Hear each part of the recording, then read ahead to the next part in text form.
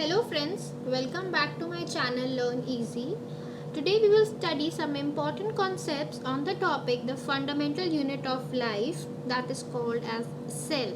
As you all know that cell is a basic and a fundamental unit of life which helps in building the organs of the body are called as cells. This topic is related to the subject science, especially focuses on biology. If you like my video, please like and share the video with your friends, and those who haven't subscribed the channel yet, please hit the subscribe button for more updates.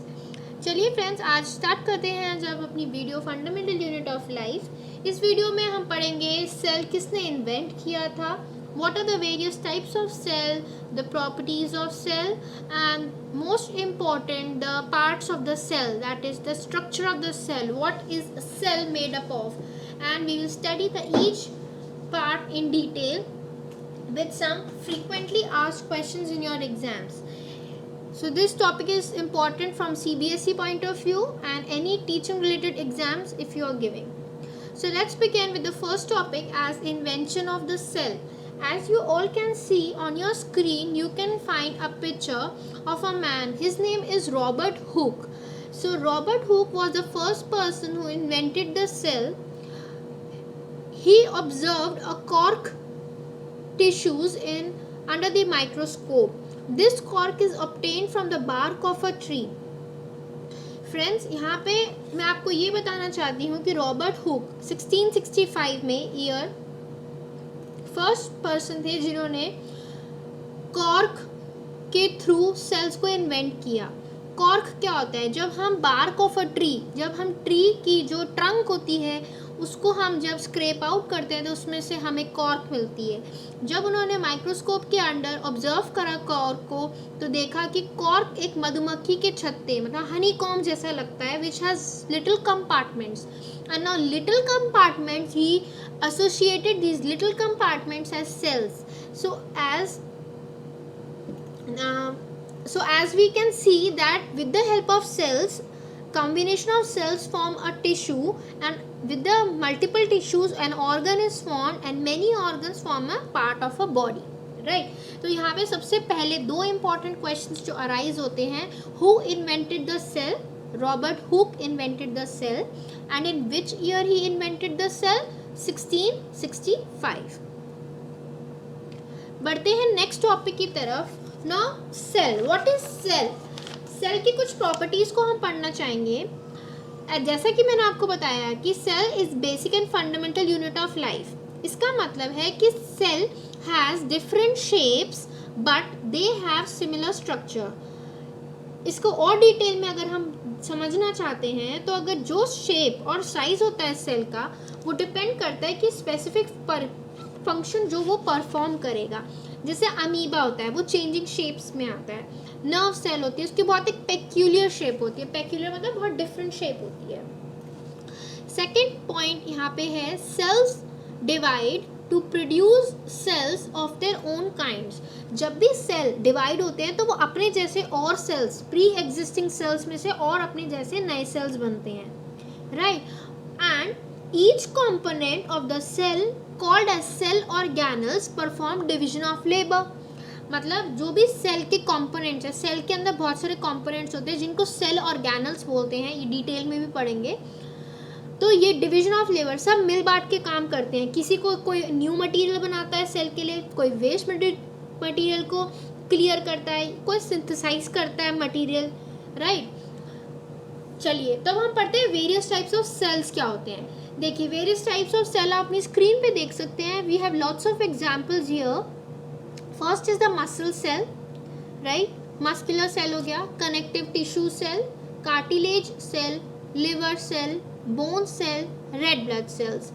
Now on your left you can see that there are two cells which I have not labeled, but these cells we will study in this video in detail, that is the plant cell and the animal cell. Okay, I think you are clear with the examples of different types of cells. तो exam में अगर आपसे आता है कि can you mention the different types of cells, you can write any of these examples, or you can even add some more examples to be very precise as smooth muscle cell, rough muscle cell, and so on, right? Okay. अब हम बढ़ते हैं types of cell. Now जो organism होता है हमेशा या तो सिंगल सेल्ड होता है या multicellular. That means unicellular organisms are single celled organism which contain only one cell, whereas multicellular organisms contain multiple combination of cells, that is they have more than one cell. Now here I have given you some examples. Unicellular organisms के example है amoeba, paramecium, bacteria, and you can even take as Glycodominus. Okay, and for multicellular organisms we have animals, plants, animals we can also, human beings also are multicellular, and fungi. Fungi is a very important different example which is included in multicellular organisms. Okay, now what is a plant cell and animal cell? Here I am just mentioning you the differences between the plant cell and the animal cell, right? Now before I start with explaining you the differences between them, friends मेरी video को like करें अगर आपको अच्छी लग रही है। अगर जिन्होंने अभी तक मेरे चैनल को सब्सक्राइब नहीं करा है प्लीज़ मेरे चैनल को सब्सक्राइब करें, so that you can get more updates and share with your friends so that everybody gets the benefits of these videos. These are my self-made content. Okay, what are the differences between them, animal cell and plant cell? Now animal cell is smaller whereas plant cell is bigger, larger. No cell wall is present in animal cell whereas cell wall is present in plant cell. Nucleus is located in the center of the animal cell. Nucleus is located on either side of the plant cell. We can also call it as on the periphery of the cell. Periphery मतलब border, side. Okay. Now animal cell has lots of vacuole whereas plant cell has only one vacuole. It cannot synthesize nutrients in the animal cell but nutrients can be synthesized in the plant cell. बढ़ते हैं next slide की तरफ, जो आज का हमारा बहुत ही ज़्यादा इम्पॉर्टेंट टॉपिक है, that is parts of cell. ना आप स्क्रीन पे देख सकते हैं I have listed 5 parts of the cells and 5th part has many sub parts as well. पढ़ते हैं first part, plasma membrane, it is also called as cell membrane, cell wall is the second, nucleus third, cytoplasm 4 and 5th is cell organelles. Cell organelles में बहुत सारे examples आते हैं, बहुत सारे parts आते हैं rather, endoplasmic reticulum which is also called as ER, Golgi apparatus, glycosomes, mitochondria, plastids, vacuoles, etc. So in this video I have covered these cell organelles. Cell organelles ज़्यादा डिटेल में नहीं पूछे जाते हैं किसी भी एग्जाम में, it is only you should be knowing what these, तो मैंने ब्रीफ इंट्रोडक्शन दिया है हर पार्ट का। ओके, बढ़ते हैं नेक्स्ट इमेज की तरफ। आप देख सकते हैं आपकी स्क्रीन पे एक डायग्राम दिख रहा है, right? Now on your diagram you can see that I have labeled certain parts: lysosome, mitochondria, cytoplasm which is the liquid inside and helps to float the cell organelles, vacuole, ribosome, endoplasmic reticulum, Golgi body, nucleus and cell membrane. As you can see there that there is only one vacuole, we can call this image as a plant cells image, right? Animal cell has lots of vacuoles whereas plant cell has only one vacuole. इस image से you can differentiate between an animal cell and a plant cell. So this image will help you can even draw, practice कर सकते हैं आप ये draw करने के। Exam में पूछा जाता है प्लांट सेल का diagram, draw a well labelled diagram of a plant cell. Okay, but ये फर्स्ट टॉपिक की तरफ, first part of the cell that is called as plasma membrane. Plasma membrane is also called as cell membrane. Now this is the outermost covering of the cell that separates the contents of the cell from its external environment. इसका मतलब है एक ही ऐसी border है जो cell के अंदर के कंटेंट्स मतलब सेल के ऑर्गेनल्स जो होते हैं उसको बाहर के एनवायरनमेंट से अलग करता है। एंड ये जरूर याद रखें कि cell membrane is composed of lipids and proteins. ये कहीं भी आपको किसी भी बुक में मेंशन नहीं मिलेगा। For your information, for your benefit, ध्यान रखें lipids and proteins are present in cell membrane और प्लाज्मा मेम्ब्रेन। बहुत बच्चे कंफ्यूज हो जाते हैं कि प्रोटीन सिर्फ सेल ऑर्गेनल्स में होता है जबकि कंपोज्ड बना ही cell membrane lipids and protein से है। चलिए फर्स्ट पॉइंट पढ़ते हैं। The cell membrane supports and protects the cell. It controls the movement of substances in and out of the cell. It separates the cell from the external environment and the cell membrane is present in all these cells. तो animal cell, plant cell दोनों में present होता है. The cell membrane is the outer covering of the cell within which all other organelles such as cytoplasm and nucleus are enclosed. It is also referred to as the plasma membrane. मैंने अभी आपको बताया other name of cell membrane is plasma membrane. Besides this, the cell membrane also protects the cellular component from the damage and leakage. कोई भी जब covering बनाएगा बाहर के एनवायरनमेंट से और अंदर के एनवायरनमेंट से, ऑब्वियसली वो एक डैमेज और लीकेज प्रोटेक्ट करेगा. It forms a wall like structure between two cells as well as between the cell and its surroundings, मतलब एक्सटर्नल एनवायरनमेंट. एक चीज़ मैं आपको ये बताना चाहूँगी कि जैसे कि अभी आपने पढ़ा कि सेल मेम्ब्रेन जो होता है वो एक बॉर्डर लाइन की तरह एक्ट करता है, राइट. तो हम सेल मेम्ब्रेन को सेलेक्टिवली परमिएबल मेम्ब्रेन भी बोल सकते हैं. जैसे कि कुछ मटेरियल इन एंड आउट हो सकता है, इसलिए सेल मेम्ब्रेन में दो तरीके की ट्रांसपोर्टेशन होती है ऑफ कंपोनेंट्स. पहली होती है पैसिव ट्रांसपोर्ट, सेकंड होती है active transport. Now passive transport वो होती है net transport of material that does not require special source of energy, and active में जिसमें स्पेशल सोर्स ऑफ एनर्जी हमें चाहिए होता है. तो यहाँ पे सबसे इम्पॉर्टेंट चीज़ जो हमें याद रखने वाली है कि सेल मेम्ब्रेन में पैसिव ट्रांसपोर्टेशन होता है, जैसे डिफ्यूजन एंड ऑस्मोसिस के प्रोसेस में होता है. डिफ्यूजन और ऑस्मोसिस क्या होते हैं वो डिटेल में मैं नेक्स्ट वीडियो में बताऊंगी आपको. Just to remember, passive transport is takes place in cell membrane. Examples are diffusion and osmosis, whereas active transport also takes place in cell membrane, which has examples endocytosis and exocytosis. Clear? बढ़ते हैं next slide की तरफ. Cell wall. ना cell wall क्या होती है? Cell wall is the rigid outer covering called as cell wall. The cell wall lies outside the cell membrane or the plasma membrane, and it is only present in plant cell. It protects the plasma membrane and other cellular components. The cell wall is the most prominent part of the plant's cell structure. It is made up of cellulose, hermulose and pectin. You should be aware, आपको जैसे बताया था मैंने, cell wall, cell membrane जो होता है वो lipids and protein से बना होता है. सेल वॉल सेल्यूलोज, हर्मिलोज एंड पेक्टिन से बना होता है. It is a rigid and a stiff structure surrounding the cell membrane. It provides shape and support to the cells and protects them from mechanical shocks and injuries. That is why हमारे इसमें cell wall में एक process होता है plasmolysis. Plasmolysis मतलब when a plant cell loses water through osmosis, there is shrinkage or contraction of contents of the cell away from the cell wall. तो इसलिए इस प्रोसेस को बोलते हैं प्लाज्मोलिसिस, जो सेल वॉल में होता है. तो ध्यान रखें फ्रेंड्स कि सेल मेम्ब्रेन में सिलेक्टिवली परमिएबल मेम्ब्रेन होता है, वेयर सेल वॉल में प्लाज्मोलिसिस होता है.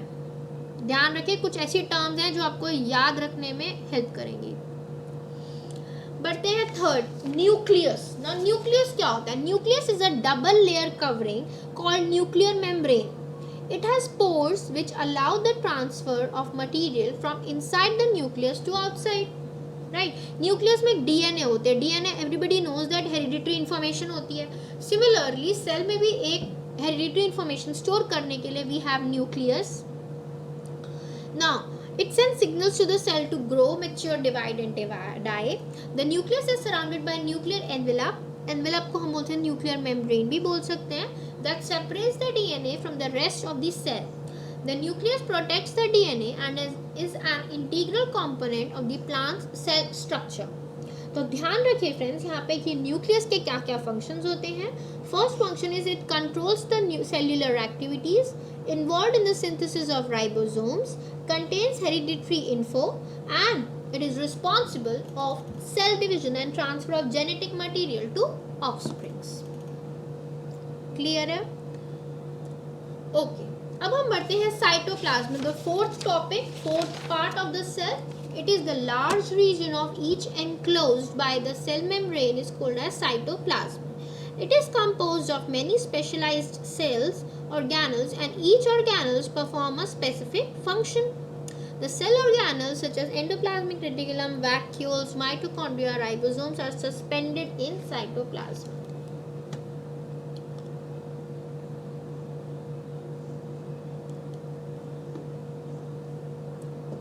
Now we come to the fifth topic, that is cell organelles. अभी मैंने आपको बताया कि cell organelles को हम इन टॉपिक्स को ज़्यादा डिटेल में नहीं पढ़ेंगे, ब्रीफ इंट्रोडक्शन दूंगी आपको कि ये सारे होते क्या हैं. सबसे पहला है endoplasmic reticulum. Now, endoplasmic reticulum is an extensive interconnected membrane-bound network of tubes and sheaths. It carries material throughout the cell called transport system of the cell. तो ध्यान रखिए फ्रेंड्स, कभी भी आपसे पूछा जाता है कि transport system of the cell क्या है, तो आप सबसे पहले बताएंगे endoplasmic reticulum, which is a cell organelle is responsible for transportation in the cell. अब आपको मैं यहाँ पे एक चीज़ बताऊंगी extra.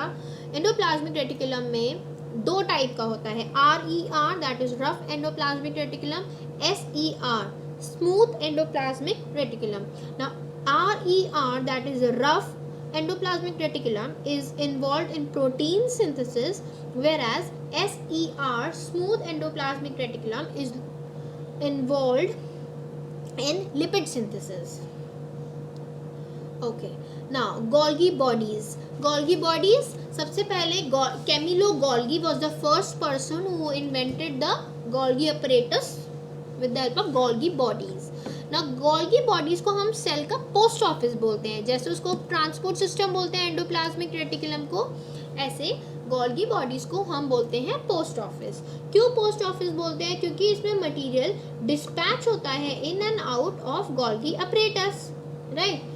So, Golgi bodies contain a system of membrane-bound vesicles arranged approximately parallel to each other in stacks and cisterns. It is involved in transportation of material within the cell.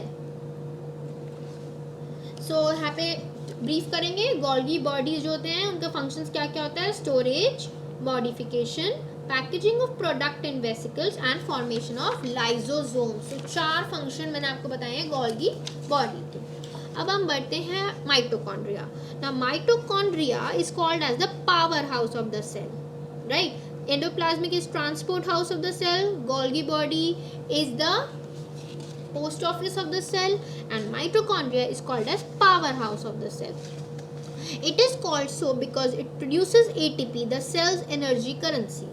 ATP का मतलब क्या होता है? एंडोसेनिक triphosphate molecule होता है ये.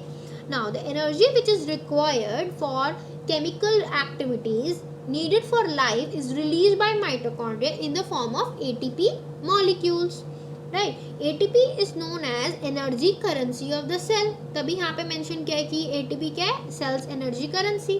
The body uses energy stored in the form of ATP for making new chemical compounds और for mechanical work, right. तो ध्यान रखिए माइटोकॉन्ड्रिया में 2 मेम्ब्रेन कवरिंग होते हैं. पहला आउटर मेम्ब्रेन जो होता है वो बहुत ही ज़्यादा पोरस होता है and inner membrane is deeply folded. Okay, अब हम बात करते हैं फोर्थ की लाइजोसोम्स. नाउ लाइजोसोम्स को हम बोलते हैं सुसाइडल बैग्स, राइट. सबसे पहले रिकॉल करते हैं एंडोप्लाज्मिक रेटिकुलम को हम बोलते हैं transport house, Golgi apparatus bodies को बोलते हैं पोस्ट ऑफिस, माइटोकॉन्ड्रिया को बोलते हैं power house of the cell and lysosomes को हम बोलते हैं suicidal bags. Now lysosomes are kind of waste disposable system of the cell. It helps to keep the cell clean by digesting any foreign material as well as worn out cell organelles. कोई भी cell organelle जो टूट गया है, कोई भी foreign material जो cell को अटैक करता है, लाइजोसोम उसको खा जाता है. दैट इज वाई उसको सुसाइडल बैग्स बोलते हैं. कभी भी सेल जब भी डैमेज होता है, लाइजोसोम फट जाता है, बर्स्ट होता है एंड एंजाइम्स उसमें से निकल के डाइजेस्ट कर जाते हैं अपने सेल को. तो दैट मीन्स सुसाइडल बैग्स. खुद ही अपने सेल को खा गया, that means suicidal bags. Nucleolus. Nucleolus is the site of ribosome synthesis. Also, it is involved in controlling cellular activities and cellular reproduction. Nuclear membrane. The nuclear membrane protects the nucleus by forming a boundary between the nucleus and other cell organelles. Chromosomes play a crucial role in determining the sex of an individual. Each human cell contains 23 pairs of chromosomes. Vacuoles का सबसे important function है कि it stores food, water and other waste material. और यहाँ पे ये भी ध्यान रखना कि चाहिए हमें, वैक्यूल्स जो होते हैं, जो प्लांट सेल का होता है, सबसे बड़ा वैक्यूल होता है that contains 50 to 90% of the cell volume. ठीक है, तो प्लांट सेल में जो वैक्यूल होता है वो किससे भरा होता है? Cell sap. ध्यान रखिए इस टर्म को, सेल सैप, क्योंकि वो टर्जिडिटी और रिजिडिटी देता है, मतलब सेल की शेप मेंटेन करता है. और किससे बना होता है vacuole? Amino acids, sugar and various organic acids and some proteins. और रोल क्या है? Expelling excess water and some waste from the cell. चलिए, हमने पार्ट्स ऑफ द सेल पढ़ लिए, सारे सेल ऑर्गेनल्स के भी हमने सब पार्ट्स पढ़ लिए. अब हम बढ़ते हैं फ्रीक्वेंटली आस्क्ड क्वेश्चंस. बहुत इंपॉर्टेंट है, छोटे छोटे वन लाइनर्स हैं बट एग्जाम में पूछे जाते हैं. Plant cells have cell wall and plastids that animal cells lack. Second question, explain how plant and animal cells vary with respect to their shape. कैसे animal और plant cell different है shape में. Plant cell square और rectangular होता है, whereas animal cell या तो round होता है या irregular shape का होता है. Explain why plant cells are generally larger than animal cell. क्योंकि it's very clear, क्योंकि सबसे बड़ा vacuole, single one vacuole is present in plant. अभी मैंने आपको बताया उसका वॉल्यूम ऑफ सेल सैप होता है 50 to 90%, राइट. तो plant cell contains large central vacuole that occupies a majority of the volume and makes the cell larger. This vacuole is usually absent in the animal cell. Fourth, what is the function of vacuole in a plant cell? The vacuole stores waste material in a plant cell. It also maintains proper pressure in a plant cell that helps in providing proper support and structure to the growing plants. Fifth, name some cell organelles present exclusively in animal cell. Animal cells contain lysosomes and centrosomes that are completely absent in a plant cell. I hope friends आपको आज इस video से ये समझ आ गया है कि fundamental unit of life जो सेल है उसके क्या क्या पार्ट्स होते हैं, कौन से सेल पार्ट किस चीज़ के लिए रिस्पॉन्सिबल है, कौन से टाइप्स ऑफ द सेल होते हैं, एग्जाम्पल्स ऑफ डिफरेंट सेल्स हमने पढ़ा. हमने ये भी पढ़ा किसने सेल इन्वेंट किया था, Robert Hooke in the year 1665 में. And we are left with last 2 questions. Name the cell organelles responsible for providing structural support for plant cell apart from the cell wall. तो central vacuole provides, अभी मैंने आपको बताया, rigidity and turgidity to the cell. कौन provide करता है? Vacuole. Now 7th question, which cell organelle is responsible for carrying out photosynthesis in plant cell? Chloroplast यहाँ पे आंसर है. मैं थोड़ा सा इस टॉपिक को थोड़ा सा डिटेल में बताऊंगी. क्लोरोप्लास्ट क्या होता है? क्लोरोप्लास्ट एक पिगमेंट होती है जिसमें येलो और ऑरेंज पिगमेंट के साथ क्लोरोफिल मिक्स होता है. तो this helps in photosynthesis in plants. ठीक है, और this is one of the cell organelles. Plastids जो हमने मिस आउट करा है but that is not very important, तो आपको बस पता होना चाहिए कि plastid is a cell organelle. Plastids में क्लोरोप्लास्ट प्रेजेंट होता है. आई होप फ्रेंड्स आज की वीडियो आपको अच्छी लगी होगी. Thanks for watching. एंड अगर आपको मेरी वीडियो अच्छी लगी तो प्लीज़ इसे लाइक करें, शेयर करें अपने फ्रेंड्स के साथ. एंड जिन्होंने अभी तक मेरे चैनल को सब्सक्राइब नहीं करा है प्लीज़ चैनल को सब्सक्राइब करें. आप हमें फेसबुक पे भी ढूंढ सकते हैं एज लर्न ईजी. वहाँ पे भी हम कुछ अपडेट्स डालते हैं, कुछ क्वेश्चंस डालते हैं, right. Thank you friends. That's all for today.